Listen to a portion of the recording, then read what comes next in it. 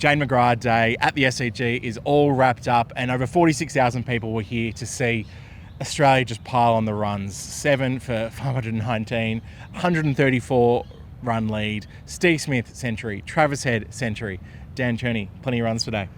There were, Lockie, and this could all end tomorrow, what has been a very deflating and ultimately, I should say, borderline humiliating tour for England, and it could yet get more humiliating. That's why there's still a lot at stake tomorrow. I think it's going to be very hard for England to win this test, but they can at least save face. Already 134 runs behind. Big chance for Australia to pile on the pain even more so. It's been tough going, probably the best batting pitch of the series, or maybe with the exception of Adelaide, but right up there in terms of the best batting conditions of the series. It's getting a little bit harder to bat, deteriorating. Obviously, Australia doesn't have a spinner, so it's not going to a frontline spinner, so that's not going to be bowled out on the 5th day by Nathan Lyon or anything like that. But yeah, look, the big story was Steve Smith and Travis Head, as you touched on, particularly Smith. I think he's moved past Jack Hobbs, the English great, into the second outright position in terms of most Ashes runs, posting his 37th Test century. That moves him ahead of Rahul Dravid. You know, when you just try, you get to this sort of stratosphere and you're trying to contextualise, the luminaries in which he's around, only behind Bradman for Ashes runs. And look, Steve Smith 2 or 3 years ago was really a test proposition, and even while now he's not outwardly saying he's going to be around for years and years, he's sort of hinting at it. And I think there's now a very strong chance he's going to go to India in 2027 and to the Ashes in 2027. And that's fantastic news for Australia if he's playing the way he is. I mean, what did you make of Smith's innings? It felt pretty chanceless. I mean, there was one early drop from Zach Crawley. It was a tough chance down the leg side, leg gully. But from that moment on, Smith he was typical Smith. He was playing with that flair and unorthodox technique that we've become used to. There was one point where he ended up on his backside in pictures that only Steve Smith could somehow create batting here at the SCG. But he was just fluid at the crease. He was running between the wickets nicely. He created partnerships, I thought, really well with each of the different batters that were there. Obviously, with Travis Head early, where, okay, he could sit back a bit, let Travis Head do the scoring. But then I thought he worked nicely with Cam Green until Green got out. Bo Webster undefeated there at the end. I thought they were batting really nicely. So we're seeing the absolute best of Steve Smith, and there's still a big score here, as you kind of mentioned, on the table for him, because Australia won't be looking to declare. They'll be looking to get as many runs as possible before, we just had an ibis flow right over our head here. That's how live this is. But Steve Smith will be looking to bat well into that leads 200, 250, so there is no fourth innings here. I think that'll be the key. You touched on Travis Head and what an extraordinary series he's had. And I suppose, what did Usman Khawaja supposedly describe it as? The best back spasms he's ever had. Certainly from an Australian perspective, it's worked out that way, because the serendipity of him moving up to the top of the order and now becoming the first Australian opener to make 3 centuries in the same Ashes series since Matthew Hayden at the start of this century. Just magnificent, superlative. Look, he was dropped on 121, what really should have been a regulation chance in the deep from Will Jacks. But yeah, he just toyed with England, walking singles, just pushing it to all parts of the ground at will. I mean, he did a lot of his batting, his work yesterday to set up that platform for Australia.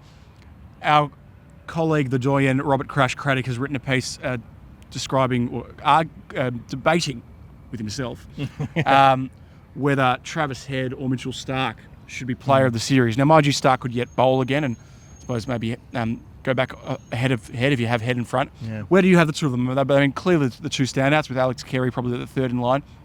Who do you have leading?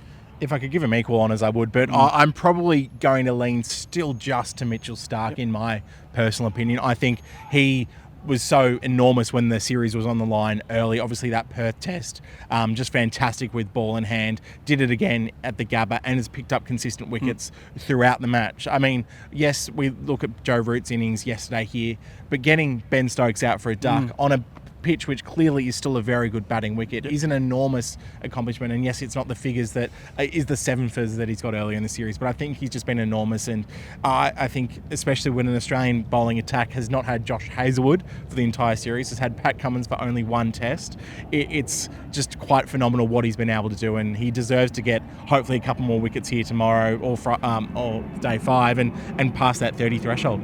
He's made plenty of runs as well for the series, and I suppose there could be more runs for him tomorrow, coming in at 10. That's right, Scott Boland. The deep tail. Yeah. Bo Webster at 9 is ridiculous, really, when you could think about it, given the calibre of batter that Bo Webster is.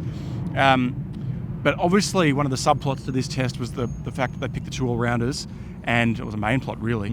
And Green, just again, he looks really good, looked in control, and then he's thrown his wicket away, picking out, I think it was at deep backward square. I think it was deep backward square. It was deep cover. Yeah, into the deep, out for 37, I think it was, which was Usman Khawaja's debut score, so everything ties in nicely.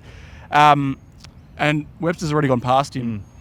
Look, I mean, I know these are sort of, to a degree, these are fill your boots runs, sort of empty calorie runs to a degree, but given Australia doesn't play another test till August, if Bo Webster tomorrow can go on and make 70, 80, 90, 100, you never know, because they'll try to bat out that first session and there's time for him, that will make things extremely interesting ahead of their next test against Bangladesh in August. And I think we saw really visible frustration from Green when he got out. He was swinging the bat, hitting his own pad. He clearly knew that this was his opportunity to go, okay, I've not had the series I wanted, nowhere near with the bat. This was my chance to get a big 50 plus, close to 100 score, because as we said earlier, they're going to keep batting. And now he's in the sheds watching on as the guy who could replace him in the next few tests later this year, could get a big score. It's going to be so hard for Cam Green, and yes, he might take a few wickets in the second innings, but I think if you're making that decision at the moment, Bo Webster just has to be above Cam Green. Yeah. No, look, it's a very fair argument. England, I mean... so poor today. Very ordinary. The bowling has just, they're wasting the new ball again and again. They've had a couple of decent bowling performances in this test, in Perth and in Melbourne, and there have been occasional moments through the other matches, but it just has been nowhere near sustained enough. And I've got to say, I'm sure he's a nice bloke, but that's always a worry when you qualify a statement like that. But Matthew Potts, I mean, and look, I feel for him to a degree. He's come in 5th test, hasn't bowled for ages in a match, played at Lilac Hill. But there've been all these county nuffs on Twitter and the like, sort of aficionados saying, bring Matthew Potts in, bring the guy in, And no wonder England don't value county cricket. If he's the best they've got, county cricket, it's like subbies 2s, really. It's very, very ordinary stuff from Matthew Potts, just nowhere near consistent enough. He wasn't the only one, and I want to just sink the boots completely into him. Lockie, you were meant to do I think I buried it. We went to do a segue, but we won't need to do a segue because there is a big subplot from today's play. Usman Khawaja. Before we get to that, let's get to Usman Khawaja. Give the People's Champ some love. The People's Champ. Look, unfortunately, didn't go his way today, 17. That'll almost certainly be his last innings for Australia. It's hard to imagine that they would get to... I suppose interesting if they end up being set 14 or something. Do they send Khawaja out to open one last time? Yeah, that wouldn't be the worst idea. No. Him and Jake... Well, might prevent Jake Weatherall from getting out cheaply again. Look, Khawaja's been a champion player. He looked scratchy today. It'll plumb LBW to let's be frank, a full toss, and it was a poor review. He burned a review. It didn't really matter in the grand scheme of things. I suppose you're entitled. In the end, it won't matter. Great ovation. Don't worry about how it's ended for him. Remember the great times he's had. And they wouldn't be losing too much sleep over that. The Aussies, as I said, the big subplot, Lockie, was the ABC, the national broadcaster, who have been sensationally banned by Cricket Australia from talking to a player post-play, as they have routinely done, because of comments made by Stuart Clark, former Australian Test paceman, star of the 2006-7 Ashes series here, in which he had some very pointed and personal attack at selection chair George Bailey, which is one thing, and then the executive head of cricket in James Allsop. Real Media Wars story. Yeah. I mean, this could be Media Watch, although that is an ABC program. What did you make of it? We were reading about it as we were walking here. I think personally, as members of the media, you look at that and go, yes, maybe Stuart Clark kind of found a line, was toying with it. I personally don't think anything was over the top in what he said. It was his personal opinion. He felt very strongly that there were decisions made. Now, do I agree with what he said? Probably not. Do the results match up with what he said? Probably not. But to go as far as the national broadcaster, which ABC has been broadcasting games and talking to players for longer than I've been alive, longer than you've been alive, for longer than most people have been alive, to stop them from... Even longer than Crash has been alive. Even that long. But to stop them from interviewing a player post-play seems like a dramatic overstep, from my opinion. What do you think, Dan? Yeah, look, I think they were very...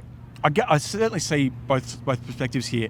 I think Todd Greenberg spoke to a couple of media, including Ben Horn, the CEO of CA, and I think he felt it was really pointed personal views. And I think they want to be seen to be doing the right thing by their employees, and particularly Allsop, who doesn't really have a public profile, a massive one. Clark's comments were to the akin of, he's been throwing ball...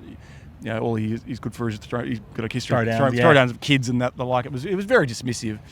And then Bailey can take it, I would say, because chairman selectors, that comes to the territory. Yep. But have you heard of the Streisand effect? No, tell me more. Barbara Streisand, the great American vocalist of yore, she infamously, I believe, I want to get this right. She had her... There were tours of Hollywood, and they would go past Streisand's house, and then she intentionally took her house off the map somehow. But all that did was make people more aware of it, because the story got out that she was doing so. I think that's something along those lines. Yep. Anyway, what I'm saying is this is the Streisand effect here, because Stuart Clark's comments would have slipped through the cracks. It had a bit of a run in our papers and on our website. A couple of other media people picked them up, but it wouldn't have been a big deal. But Todd Greenberg talks about that's one thing. Okay, fair enough. And now you ban the national broadcaster who've been broadcasting cricket for 90 years from talking to players in the middle of an Ashes series, the end of an Ashes series. At the end of the day, now everyone's going to be talking about these comments, and maybe that's what they wanted. Maybe they just wanted to make sure, make a statement. But you've got to think about the law of unintended consequences, and I think here it has the potential to blow up in CA's face again. Anyway, be interested to see where this pans out. We'll see you next week on Media Watch. But no, thanks again. Actually, Lockie touched on it at the start, but Jane McGrath Day, Yep. A lot of money raised for a very good cause. Lockie wore pink.